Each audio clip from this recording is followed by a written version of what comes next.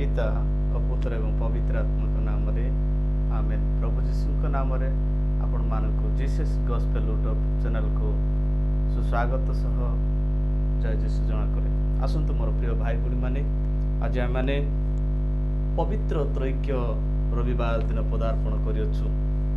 आज प्रथम पठन द्वितीय विवरणी पुस्तक पाठ 4 अध्याय 32 रु 34 एवं 39 रु 40 पद पर्यंत। द्वितीय पठन रम्य मंडली निकट को प्रेरित पावलंक पत्र पाठ 8 अध्याय 14 रु 17 पद एवं आज पवित्र सुसमाचार माथ्यू 28 अध्याय 16 रु 20 पद पर्यंत। एठारे प्रभु एहीपरि कहती ईश्वरंकर वाक्य प्रति ध्यान करिबा। किंतु एकादश शिष्य गालिली की जाई यीशु जो पर्वत रे सेमानंकु कहितिले सही पर्वत को गले। आउ से माने ताहांकु देखि प्रणाम कले, मात्र केही केही संदेह कले। आउ से माने तांकु देखि प्रणाम कले, मात्र केही केही संदेह कले। पुणी यीशु सेमानंकु निकटक आसी आलाप करी कहिले, स्वर्ग और पृथ्वीर समस्त अधिकार मते प्रदत्त होइछि। अतएव तुमे माने जाई समस्त जातिर लोकों को पिता पुत्र एवं पवित्र आत्मा का नाम रे दीक्षा स्नान देई मो तुमानंकु जेउ जेउ आज्ञा देउछि सेही सब पालन करिबाकू शिक्षा देई सेमानंकु शिष्य कर। आउ देखो जुगांत पर्यंत सर्वदा मो तुमानंक संगे संगे अछि। प्रभुंकर पवित्र सुसमाचार। हे प्रभु जीशु ख्रीष्ट तुमर प्रशंसा हो। कृष्णकटारे मोर प्रिय भाई और भूणी माने आज आम देखा पाऊछु एक सुंदर वाक्य बा सुंदर से पवित्र त्रैक्य माने कौन आमे ताहा आलोचना करबा जिबा। मु आपण माननकु ईश्वरंकर वाक्य प्रति अल्प किछि उद्बोधन करबा मु चाहे। एडारे एहिपरि कहे जे पवित्र त्रैक्य कहिला आमे कौन बुझु। पवित्र त्रैक्य कहले पिता पुत्र एवं पवित्र आत्मा को आमे त्रैक्य बोली कहू। जेहेतु त्रैक्य कहिबार अर्थ यह एक रहस्यपूर्ण कथा, जहाँ त्रैक्य अर्थ व्यक्ति विशेष अनुसार 3 जन किंतु एक ईश्वर अटंती। साधारणतः आमे चिंता करू एक एक एक 3 हेबा कथा किंतु से माने एक। स्वभाव से मानकर ऐश्वरिक स्वभाव, कार्य भिन्न भिन्न। जय जीशु हालेलुया। कारण पिता पुत्र हे पारंती नाही, पुत्र पवित्र आत्मा हे पारंती नाही, किंतु से मानकर कर्म अलगा अलगा प्रकार हुए। पिता सृष्टिकर्ता, पुत्र परित्राण बा मुक्तिकर्ता, पवित्र आत्मा आमानंकर पाप मोचनकारी सुदपुत करिवार एवं से साहाय्य करिबा पई से आगमन करते। आपण माने मोर प्रिय माने ए पवित्र त्रैक्य दिनटी को आपण माने देखिबा को पाउचंती। आपण देखिबा को पांती जे से त्रैक्य मानकर उपस्थित पिता पुत्र पवित्र आत्मा उपस्थित आम केउ जगह देखा पाऊँ। मु आपण मानक निकट में उपस्थापन करी जहाँ प्रभु जीशु जिते बेले जर्दान नदी रे दीक्षित होगापाई से गले, से समय ऊर्ध्वर पिता साक्ष्य देउछन्ति। से कहती ए मोर प्रिय पुत्र, यहांकर वाक्य तुमे शुण। किए कहते ताहा? स्वर्गर पिता जे कि सृष्टिकर्ता से विषय से प्रकाश करते। यही पृथ्वीर लोक माने जीशु को पाइकी जीशु को विश्वास करिकी से माने जेपरि परित्राण पाइबे ताहा से संदेश स्वर्गरु कहिले। सांगे सांगे प्रमाणित करैले जे पवित्र आत्मा गोटे कपत आकार आसिकी प्रभु जीशु को स्कंदरे बसिला। जय जीशु हालेलुया। मोर प्रिय भाई बुढ़ी माने एटा देखा पाऊँ आम 3 जनकर स्वर्गर पिता पृथ्वी रे दीक्षित होतिबा पुत्र एवं तांको निकट को साहाय्य निमंते आसुचंती से पवित्र आत्मा। ଗୋଟେ କପୋତ ଆକାର ସେ ଆସିବେ।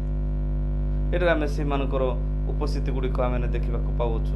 କିନ୍ତୁ ମୋର ପ୍ରିୟମାନେ, ଏମାନେ ବ୍ୟକ୍ତି ବିଶେଷ ଅନୁସାରେ 3 ଜଣ ହେଲେ ମଧ୍ୟ ସେମାନଙ୍କର ସ୍ୱଭାବ ଥିଲା ଐଶ୍ୱରିକ ସ୍ୱଭାବ, ଯାହାରି ଫଳରେ କି ଆମେ ସମସ୍ତେ ଏବଂ ପବିତ୍ର ମାତା ମଣ୍ଡଳୀ ଆମମାନଙ୍କୁ ଗୁରୁତ୍ୱ ଭାବରେ ଶିକ୍ଷା ଦିଏ ଯେ ସେମାନେ ତ୍ରୈକ୍ୟ ପରମେଶ୍ୱର ଅଟନ୍ତି।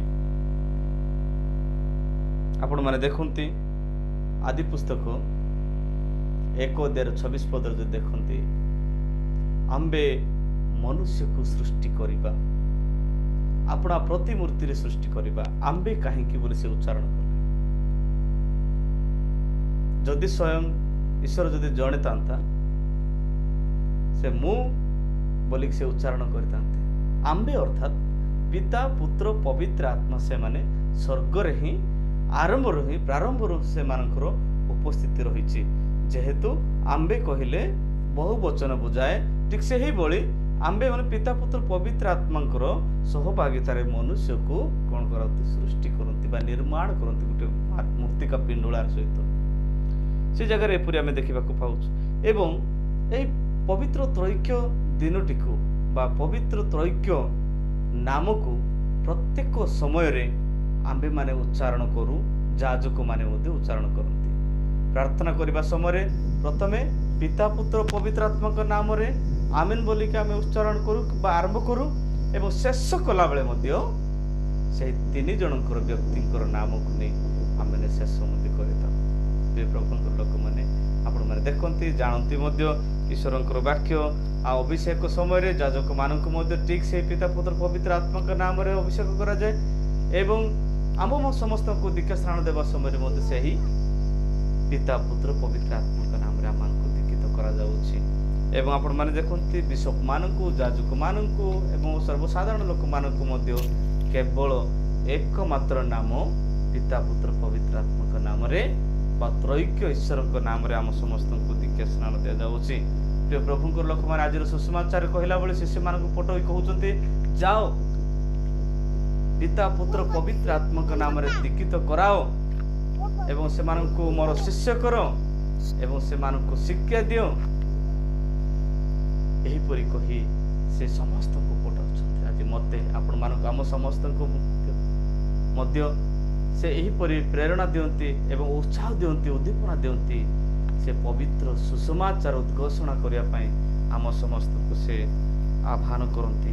ଯେ ପ୍ରଭୁଙ୍କ ଲୋକମାନେ ସେ ପବିତ୍ର ତ୍ରୈକ୍ୟ ଦିନରେ ଆମେ ପ୍ରଭୁଙ୍କୁ ଗୌରବ କରିବା, ପ୍ରଶଂସା କରିବା ଏବଂ ସେ ପବିତ୍ର ତ୍ରୈକ୍ୟ ନାମରେ ଅନେକଙ୍କୁ ମଣ୍ଡଳୀକୁ ଯୋଡ଼ିବା ନିମନ୍ତେ ଏବଂ ଈଶ୍ୱରଙ୍କର ପବିତ୍ର ବାକ୍ୟକୁ ବିଶ୍ୱାସ କରିବା ନିମନ୍ତେ, ସୁସମାଚାର ଉଦ୍ଘୋଷଣା କରିବା ନିମନ୍ତେ ଅନେକଙ୍କୁ ଈଶ୍ୱରଙ୍କର ବାକ୍ୟ ସୁସମାଚାର ଉଦ୍ଘୋଷଣା କରିବା ପାଇଁ ଆମେ ପବିତ୍ର ଆତ୍ମାଙ୍କର ସହଭାଗିତା ଲୋଡ଼ିବା। ଶେଷରେ ମୁଁ ଆପଣମାନଙ୍କ ନିକଟରେ ଛୋଟ ଗୀତ ଗାଇବି, ତାପରେ ଶେଷ କରିବା। ଆମେ ସମସ୍ତେ ଶେଷ ସିଦ୍ଧାନ୍ତରେ ପହଞ୍ଚିବା। ପାଳକ, ଚାଳକ, ପ୍ରଚାରକ ଏବଂ ଯାଜକମାନେ ଏକମାତ୍ର ପବିତ୍ର ସୁସମାଚାର ଧରିକି ଅନେକଙ୍କର ଯେଉଁମାନେ ଈଶ୍ୱରଙ୍କର ବାକ୍ୟ ନ ପାଇ ଅପହଞ୍ଚ ହୋଇକି ରହିଛି, ସେ ଜାଗାକୁ ପହଞ୍ଚିବା ନିମନ୍ତେ ବିଧିବଦ୍ଧ ଭାବରେ ଆମେ ଶେଷ ସିଦ୍ଧାନ୍ତ ନେବା ଏବଂ ଦୃଢ଼ ବିଶ୍ୱାସରେ ଅନେକଙ୍କୁ ପ୍ରଚାର କରିବା ପାଇଁ ଚେଷ୍ଟା କରିବା। ଆସନ୍ତୁ ଆମେ ସମସ୍ତେ ମିଳିତ ଭାବରେ ଗୀତ ଗାନ କରିବା। ସୁସମାଚାରକୁ ନେଇ ପ୍ରତି ଗାଁକୁ ଯିବା, ମଣ୍ଡଳୀଟିଆ ହେବ ସଫଳ ଆମେ ବା। ସୁସମାଚାରକୁ ନେଇ ପ୍ରତି ଗାଁକୁ ଯିବା, ମଣ୍ଡଳୀଟିଆ ହେବ ସଫଳ ଆମେ ହେବା। ଏହି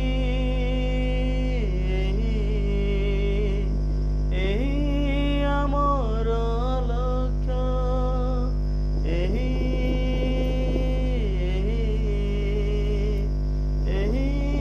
ଆମର ଲକ୍ଷ୍ୟ। ଆସିବ ଯେତେ ଜଡ଼ ଜଞ୍ଜା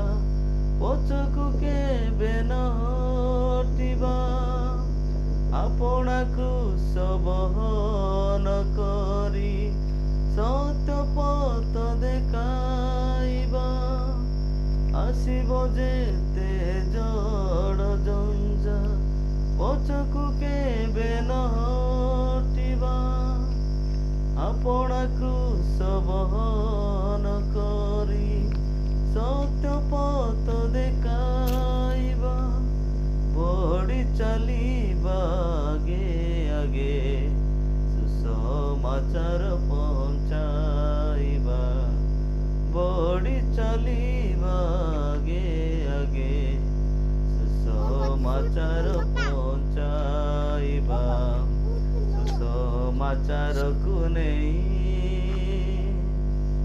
ପ୍ରତି ଗାଁକୁ ଯିବା ମଣ୍ଡଳୀଟିଆ ହେବ ସଫଳ ଆମେ ହେବା। ସମସ୍ତଙ୍କୁ ପ୍ରଭୁ ଯୀଶୁ ଖ୍ରୀଷ୍ଟଙ୍କ ନାମରେ ଜୟ ଯୀଶୁ। ପ୍ରଭୁ ଆମ ସମସ୍ତଙ୍କୁ ଆଶୀର୍ବାଦ କରନ୍ତୁ। ଆମେନ୍।